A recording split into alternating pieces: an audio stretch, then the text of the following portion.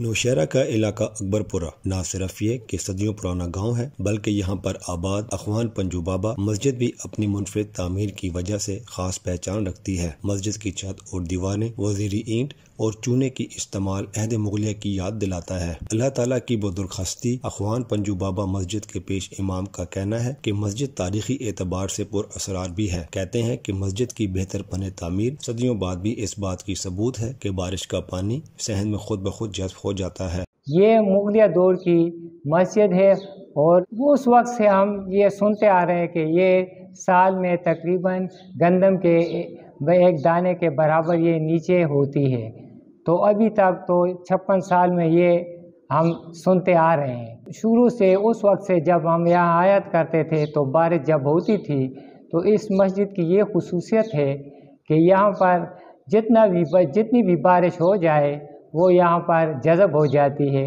یہ ایک تاریخی مسجد ہے، یہاں پر دور دراز علاقوں سے لوگ آتے ہیں اور اس کا جو کام ہے یہ محلے کے لوگ، گاؤں کے لوگ اپنی مدد آپ کے تحت کرتے ہیں۔